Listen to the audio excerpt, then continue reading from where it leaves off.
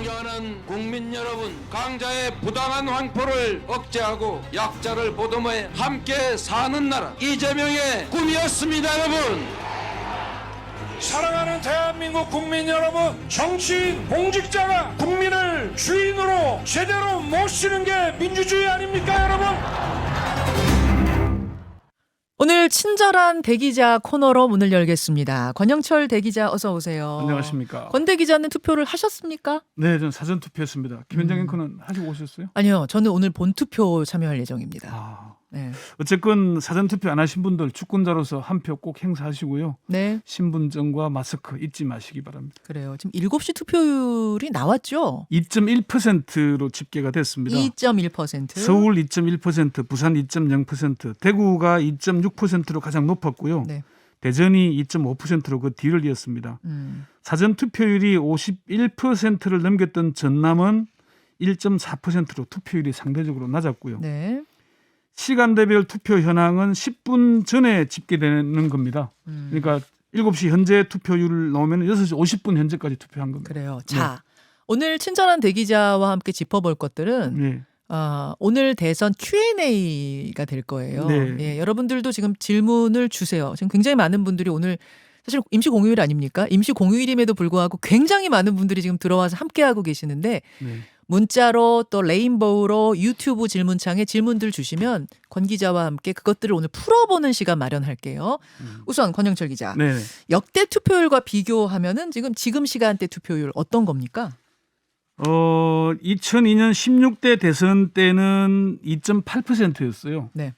그리고 2007년 17대 대선 때는 2.5%였는데 이때는 사전 투표제가 없었습니다. 없었죠. 분산되는 게 없었던 거잖아요. 네, 그렇습니다. 지금과 비교하기는 좀 다르고요. 2017년 19대 대선 때도 2.5%였어요. 네. 그러니까 지금 사전 투표율이 높았던 만큼 본 투표율이 조금 낮게 출발하고 있다 이렇게 보시면 되겠습니다. 그렇죠. 네. 최대 관건은 최종 투표율이 80% 넘을 것이냐 네. 이거잖아요. 그렇습니다. 어떻게 보세요? 사전 투표율이 역대 최대치인 36.93%를 기록했으니까 네. 80%를 무난하게 넘지 않겠냐 이런 전망이 많은 게 사실입니다. 끝까지 결과를 예측하기 어려울 정도의 초접전 양상을 보이면서 양 진영 모두 결집하는 모양새에서 80%를 넘어서지 않을까 하는 전망이 나옵니다. 네. 그렇지만 이미 대부분의 언론이나 정치 평론가들이 이번 대선을 두고 역대급 비호감 대선이라 얘기하잖아요. 네.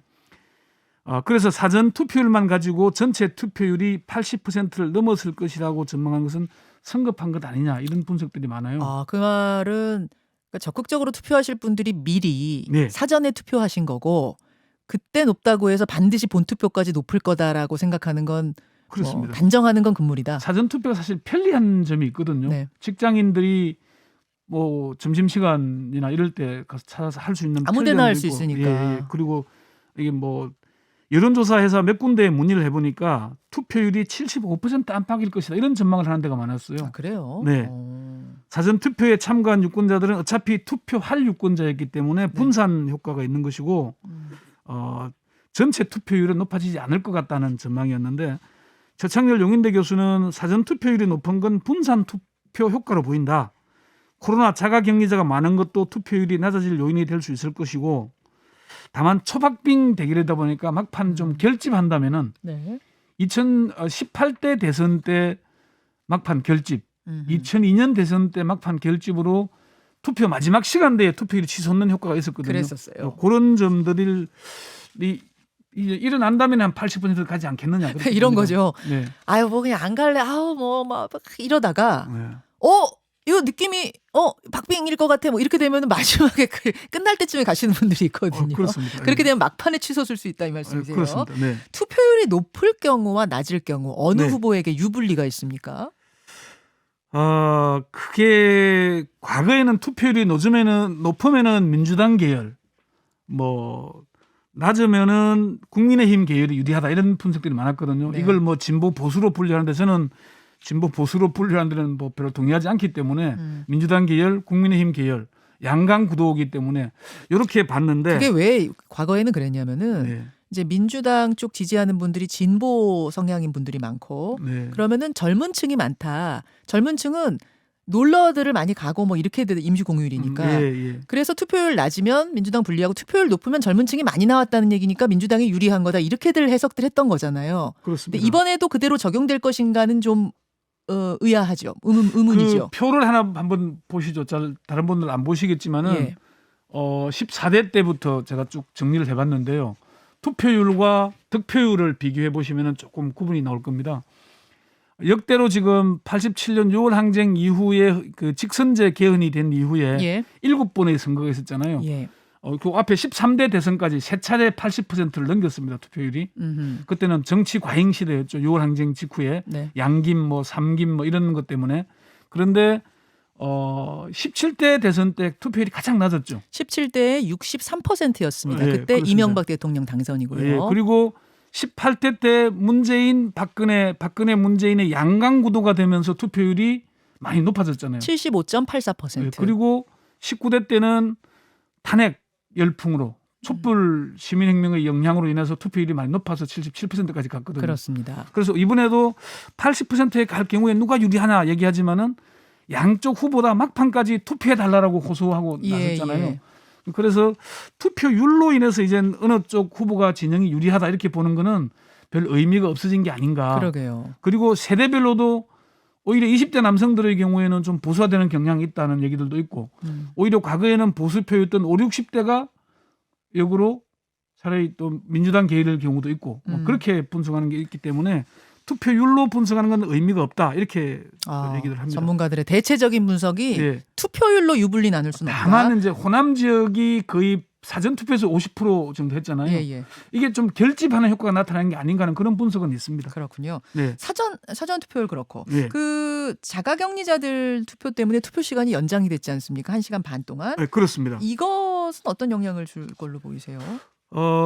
이게 지금 1시간 반이 늘어났잖아요. 네. 그런데 우리가 잊고 있는 분들도 많을 텐데 19대 대선 5년 전에는 저녁 8시까지 투표했습니다. 그러네요. 이 공직선거법상 보궐선거의 경우에 8시까지 한다고 규정되어 있기 때문에 예. 그때보다 오히려 30분 당겨지는 겁니다. 그러네요. 네, 그렇습니다. 그래서 어쨌건 코로나 확진자의 경우에는 8시부터 오후 18시부터 19시 30분까지 1시간 반 투표를 하잖아요. 네. 준비를 잘 하셔야 되고 일반 유권자들이 투표를 마치고 퇴장한 이후에 투표가 시작이 됩니다. 그래서 직접 투표함에다가 넣으실 수 있다는 거, 이게 달라진 점이라는 거 말씀을 드리고요. 네. 당선자 윤곽은 언제쯤 나옵니까? 당선자 윤곽은 아무리 빨라도 자정은 넘겨야 하지 않을까 이렇게 예상들을 합니다. 윤곽조차. 예, 그러니까 19대 대선 때는 탄핵 이후에 열린 투표고 또 출구조사에서 문재인 후보가 압도적으로 앞섰잖아요. 예. 그러니까 처음부터 문재인 당선 뭐 유력 있는 얘기가 나왔는데 네. 투표를 마치고 2시간 40분 만인 10시 40분 전으로 문재인 후보의 당선 확실시 이렇게 나왔고 11시 45분에 문재인 후보가 광화문을 찾아서 당선 인사를 했고요. 그랬었죠.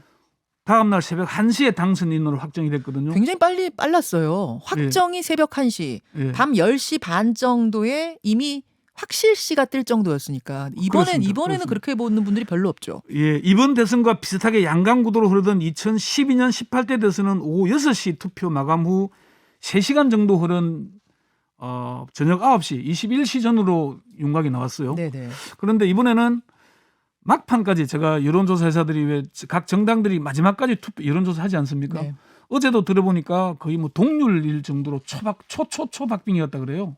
이거는 근데 예. 공표할 수 없는 거기 때문에 예. 이거는 전체의 뭐 여론조사 흐름이라고 흐름. 볼 수는 없다는 말씀이시고, 그렇죠? 흐름을 얘기하는 게 그만큼 초접전을 펼치고 있기 때문에 이거는 새벽 1시는 넘어가야 되지 않느냐 이런 전망들이 지금 나오고 있고요. 네. 또 2018년도 사실은 예상은 초접전이었는데 처음부터 박근혜 후보 쪽이 줄곧 앞서가면서 그 결정이 났잖아요. 그런 경향도 있기 때문에 이거는 좀 지켜봐야 되겠는데 어쨌건 자정은 넘어야 되지 않겠나 저는 그렇게 예상들을 많이 합니다. 추구조사 이번에도 맞출까요? 지난 19대 대선보다 변수가 더 많아졌습니다. 공직선거법상 출구조사는 투표 당일 아침 6시부터 오후 6시까지 네.